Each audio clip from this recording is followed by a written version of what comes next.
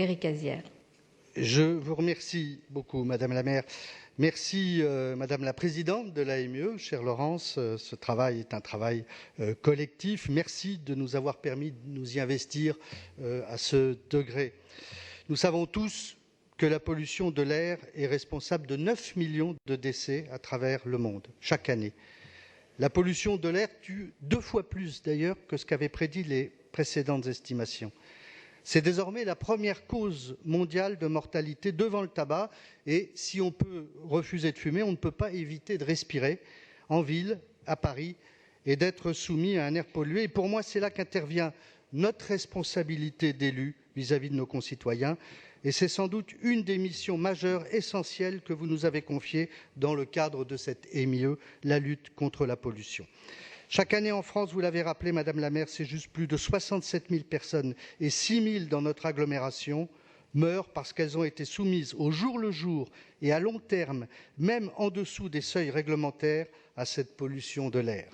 On l'estime responsable de 105 cas de décès pour 100 000 personnes, soit une baisse de l'espérance de vie de 1,6 années.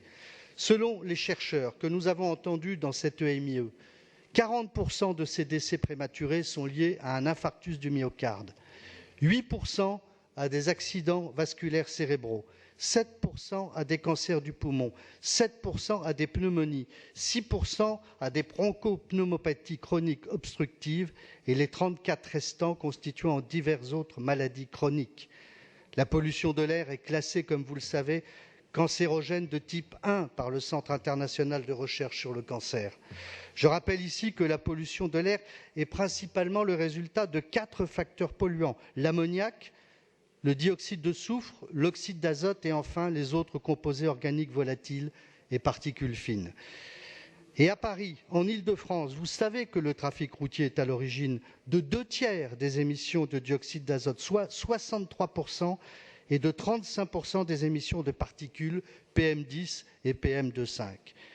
Et d'ailleurs, les êtres humains ne sont pas les seuls à être touchés par la pollution de l'air. Les plantes, les animaux et les bâtiments subissent également les répercussions de cette pollution atmosphérique.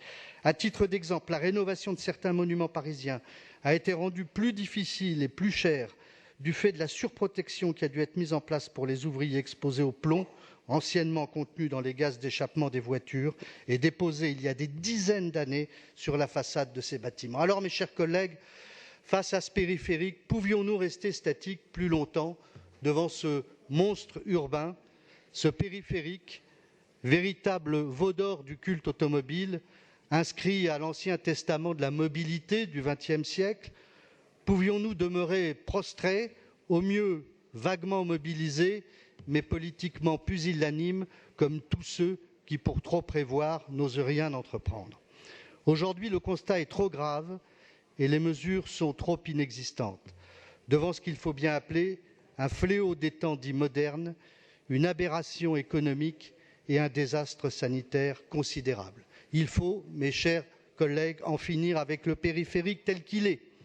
L'avenir du périphérique, c'est pour commencer l'avenir de 400 000 riverains, parisiens et banlieusards, situés à 400 mètres de part et d'autre du périphérique et qui vivent au bord d'une mare de pollution asphyxiante, à l'origine de 37% des émissions de dioxyde d'azote, de 35% des émissions de particules fines du trafic routier parisien, et source d'émissions sonores, on l'oublie souvent, jusqu'à 80 décibels, et tout cela dû aux millions de véhicules quotidiens qui empruntent cette voie de circulation.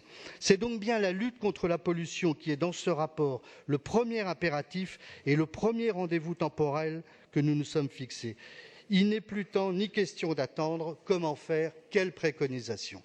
Il faut en tout premier lieu fluidifier le trafic sur le périphérique par une série de mesures techniques. Diminuer les flux en augmentant les offres de déplacement alternatives au périphérique et mobiliser tous les moyens, les technologies innovantes de réduction du bruit, de captation de la pollution et, au bout du compte, de diminution des flux de circulation. Je fais mienne cette remarque des auteurs d'un rapport sénatorial en 2015 intitulé « Pollution de l'air, le coût de l'inaction ». Jean-François Husson, son président, sénateur Les Républicains, et Leïla Hachi, sénatrice du groupe écologiste de Paris, disent Il ne s'agit pas de faire en l'espèce de l'écologie punitive, mais il apparaît clairement que la réglementation est le premier effet de levier nécessaire. Je ne reviendrai pas en détail sur le contenu du rapport que nous vous présentons ce matin sur chacune des 34 préconisations formulées, mais je souhaiterais insister sur quelques-unes d'entre elles. Le travail que nous avons mené doit être pris dans son ensemble, comme un tout, dont chacune des parties répond aux autres. Ce n'est pas sur telle ou telle mesure qui fait le buzz qu'il faut s'arrêter, c'est sur une vision d'ensemble, c'est sur un projet à court, moyen et long terme pour Paris, pour les communes riveraines, pour la métropole et plus largement pour l'ensemble de l'agglomération. Certaines préconisations du rapport peuvent paraître contre-intuitives, comme l'abaissement de la vitesse autorisée à 50 km/h. Aussi, je crois qu'il est nécessaire de rappeler quelques éléments d'analyse pour bien comprendre. Jusqu'à aujourd'hui, aucune étude poussée n'a été menée dans le cas d'une réduction de 70 à 50 km/h, comme nous le proposons ici. Et c'est bien la raison pour laquelle notre rapport ne se contente pas de suggérer un abaissement de la vitesse, mais formule un ensemble de préconisations cohérentes qui doivent être prises simultanément pour fluidifier la circulation, réduire les niveaux de pollution atmosphérique et mieux protéger les riverains dès maintenant. On sait avec certitude que la congestion, autrement dit les ralentissements causés par les embouteillages, jouent un rôle particulièrement important dans l'augmentation des émissions de polluants.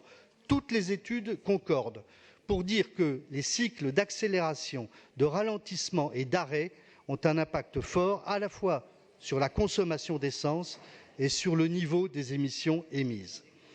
Partant de ce constat, plusieurs organismes d'études, l'Agence de l'environnement, l'ADEME, Airparif, Airbreeze, reconnaissent que les mesures favorisant l'amélioration de la fluidité contribuent à améliorer la qualité de l'air.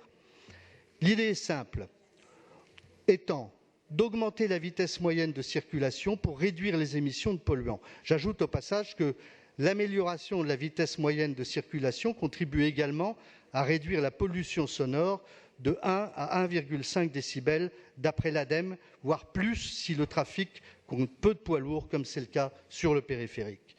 La lutte contre la congestion, c'est bien là tout l'objet de nos premières propositions, qui visent à éviter les effets d'accordéon ou d'entonnoir, notamment au niveau des 44 bretelles d'entrée et des 6 arrivées d'autoroute. Sur ce point, l'abaissement en 2014 de la vitesse à 70 km/h a démontré toute son efficacité, puisqu'il a permis d'augmenter de 20% la vitesse moyenne de circulation en heure de pointe. L'harmonisation du nombre de voies sur l'ensemble du périphérique jouera le même rôle, puisqu'elle supprimera les ralentissements causés à chaque réduction du nombre de voies. La lutte contre la congestion, ce doit être aussi une politique de lutte contre l'autosolisme, mise en place le plus tôt possible. Avec 66% de véhicules circulant sur le périphérique avec une seule personne à bord, il est clair que l'autosolisme est le premier responsable des embouteillages qui étouffent le périphérique. 2 personnes par véhicule suffiraient déjà à diviser quasiment par 2 le trafic automobile.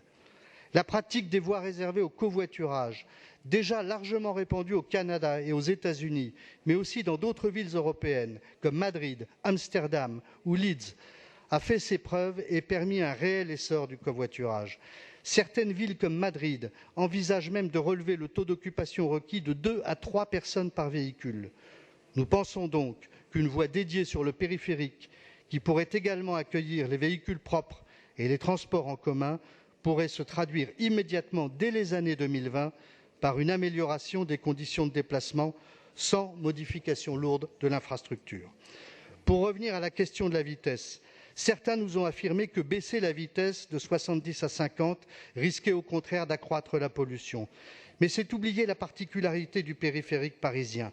Personne n'y roule jamais à 70 km/h et on y roule même plus souvent aux alentours de 35 km/h quand ce n'est pas 10 ou 15 km/h aux heures de pointe. C'est donc dans cet objectif qu'on devrait, en abaissant la vitesse autorisée, augmenter la vitesse moyenne de circulation et on améliorera ainsi la fluidité du trafic. Pour reprendre une image simple, popularisée par un ancien commissaire au transport de Washington, Doug McDonald, imaginez qu'on verse du riz dans un entonnoir. Si vous versez le riz doucement, il coulera plus vite dans le goulot que si vous le versez d'un seul coup. Il ne s'agit donc pas de rouler moins vite, mais de rouler mieux et faciliter toutes les insertions. Maintenant, peut-on garantir l'efficacité d'un nouvel abaissement de la vitesse sur le périphérique? C'est difficile de l'affirmer. Et c'est la raison pour laquelle il nous faut placer l'expérimentation au cœur de notre démarche. Expérimentons, modélisons de nouvelles solutions, mesurons les résultats et décidons ensuite en connaissance de cause. Airparif peut apporter à la ville de Paris son expertise pour évaluer une telle mesure. Cela n'est ni très compliqué, ni très long, ni très cher à réaliser, mais ça nous évitera bien des débats stériles et des affirmations gratuites. Concrètement, une telle évaluation pourrait se faire dès 2019, en 2 temps. D'abord une étude préalable, puis, grâce à des outils de modélisation qui permettent par exemple de simuler des changements de vitesse autorisés et de comparer les différents scénarios en termes d'émissions polluants, Airparif connaît l'état des lieux du parc roulant et peut facilement simuler un changement de vitesse, voire comparer différents scénarios à partir d'un véritable cadastre d'émissions. Il serait aussi intéressant de travailler avec les services de la voirie et de la direction régionale et interdépartementale de l'équipement et de l'aménagement pour identifier et prendre en compte les reports de circulation. Ensuite, il faudrait assurer un suivi de la mise en œuvre sur quelques mois afin de comparer les niveaux d'émissions recueillis avant et après l'introduction de la mesure. Par ailleurs, afin d'augmenter le niveau de conscience et de compréhension de ces mesures, nous avons aussi proposé d'afficher le niveau de pollution en temps réel sur les panneaux d'information du périphérique pour sensibiliser les automobilistes.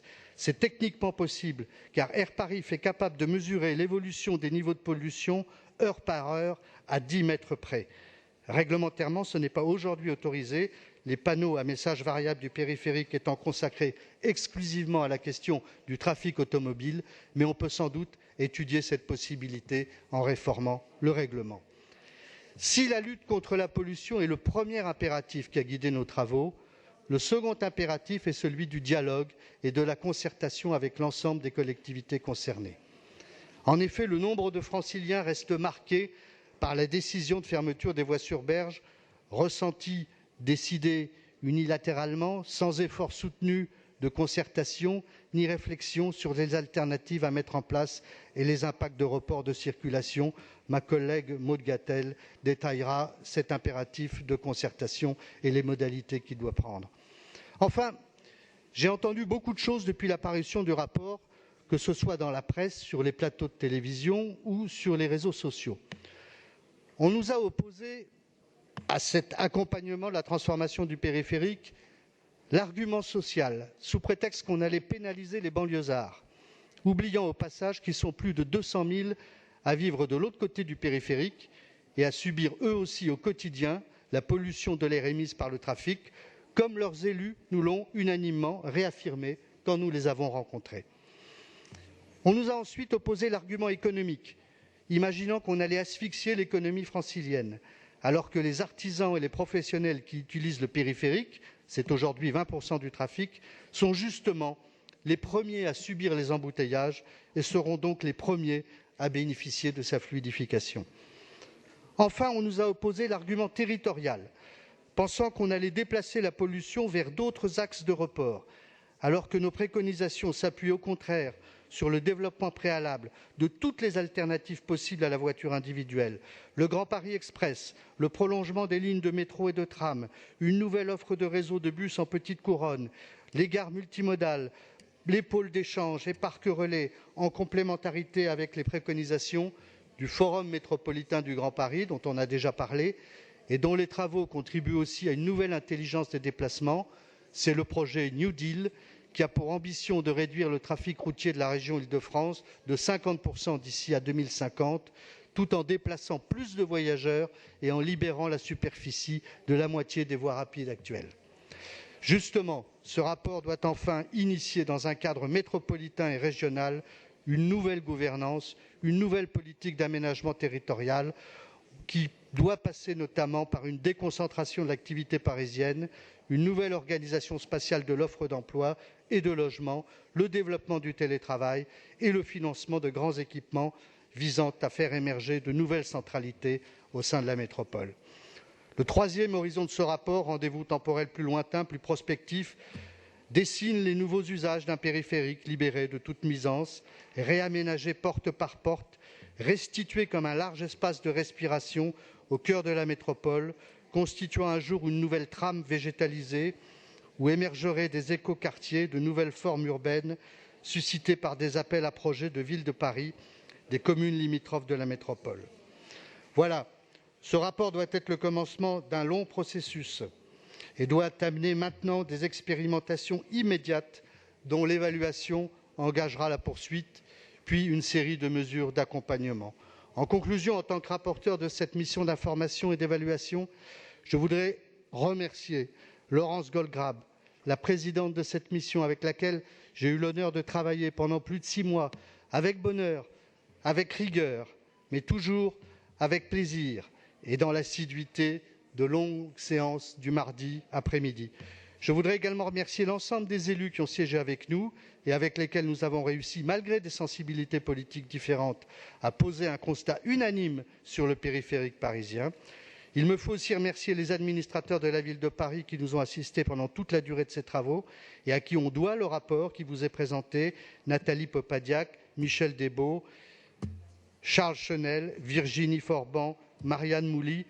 Enfin, je remercie aussi l'ensemble des personnes que nous avons auditionnées, adjoints à la maire de Paris, élus de la métropole, urbanistes, sociologues, historiens, associations, industriels, grâce auxquels nous avons pu esquisser les premiers pas d'une concertation que j'espère la plus large possible.